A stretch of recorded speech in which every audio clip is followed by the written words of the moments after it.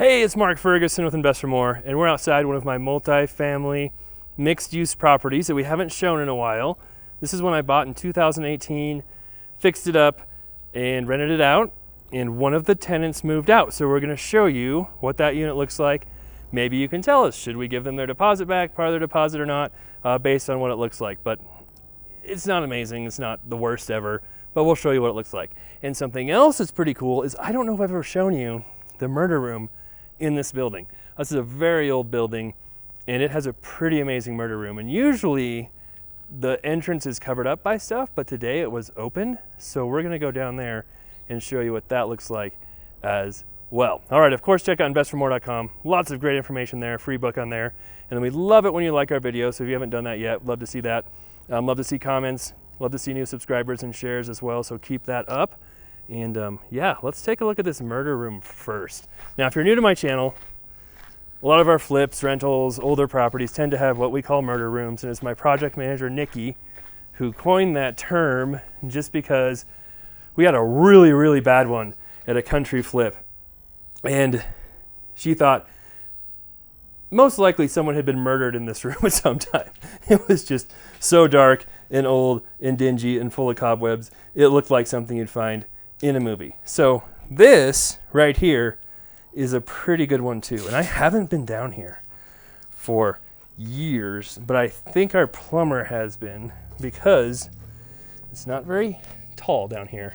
The water heater is down here, and when the wind blows really hard, the pilot goes out on it and he has to come down here and relight it. So we've got that. We'll crouch down here, I guess, and my flashlight is really dim. And then also, we can show you some of the crazy stuff. Dirt's falling down from people walking up there. We can show you some of the crazy stuff our old property manager did too, because this was managed by a property manager before. And then we took over everything and just saw some of the crazy weird stuff they did recently. So it is pretty dingy, cobwebby, old down here. Some weird stuff we've got stored down here, and I am like crouched way over. My flashlight is horrible. Sweet boots, old paint. Wow. I don't know how far back I want to go, because I feel like the farther back I go, the more cobwebs I'm going to run into. So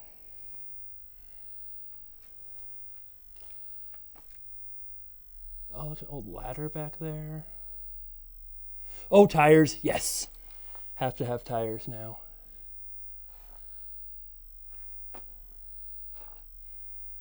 So there you go. There's the murder room. Yeah, lots of old brick there you can see too. And yeah, just not very comfortable having to crouch down like this. So I'm going to head out of here. All right, so now we'll head upstairs and check out this apartment.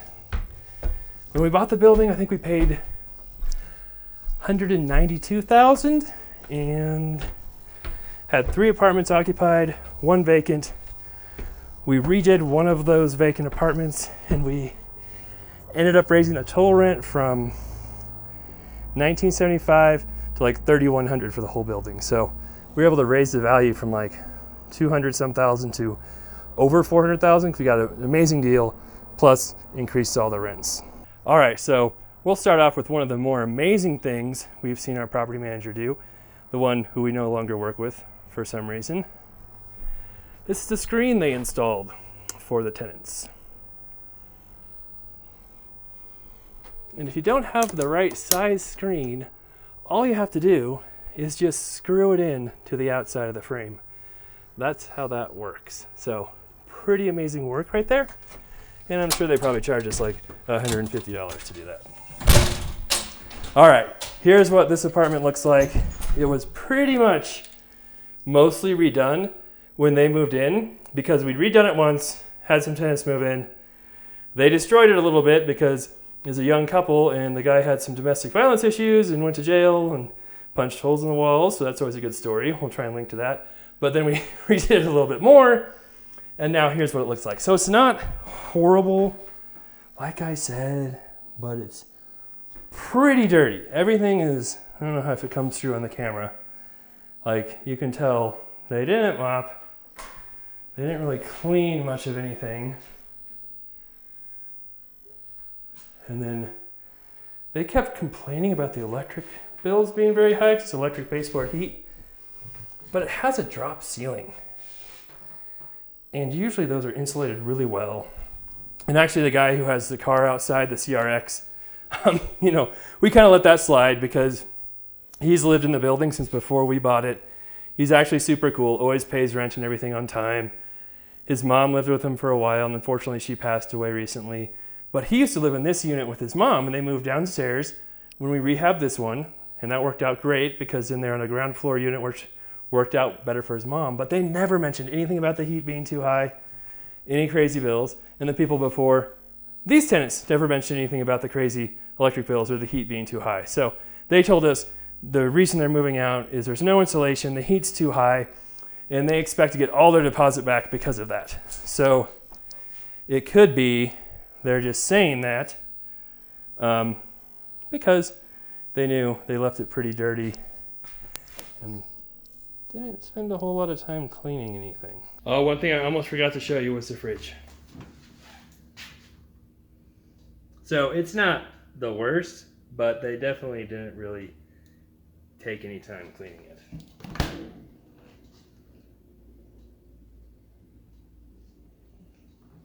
And then also, this stuff was not broken. Like, there's a little bit of damage, and mice too. Lots of mouse droppings, and it makes you wonder, we're at a second floor apartment. How are the mice jumping up the stairs to get up here? That seemed a little strange. Never had pet problems up here before. So it's not horrible, like I said. They didn't destroy it, but there's a tiny bit of damage. It's pretty dirty. And then, yeah, here's another one of the... Oh, is that window open? There we go. Screens that you can see is also screwed in because it's the wrong size and just leaving gaps everywhere. So, I mean, yeah. And we had other problems with our property management besides that. And that's why we stopped using them and brought everything in-house. But part of it was they're making repairs, doing stuff on properties without authorization when it really should have been authorized because it was expensive repairs, charging us a ton of money for those repairs, and then not doing a very good job with those repairs on top of that. Again, you can see, I don't know if you can see up there, it's screwed in up there. Not screwed in up there, but screwed in down there. So again, that's not exactly, I guess it's safe because it's screwed in so horribly.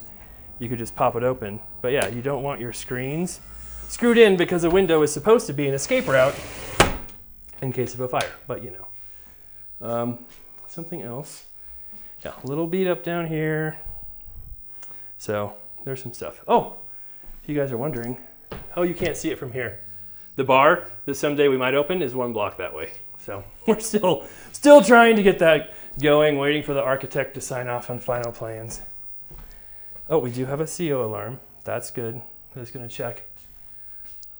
There's no smoke alarm there. That's not good. I didn't see one in the other bedroom. There is one right there. If you have a property management company, there's one of the smoke alarms on top of there. Obviously, they should making sure all the properties have smoke alarms, CO alarms, so that they're safe.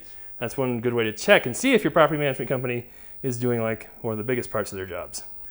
All right, so that's the unit. I know it's not the most amazing high-end unit in the world, but it's also, I think we only charged $900, maybe $1,000 in rent for a 2-bedroom, which is pretty cheap.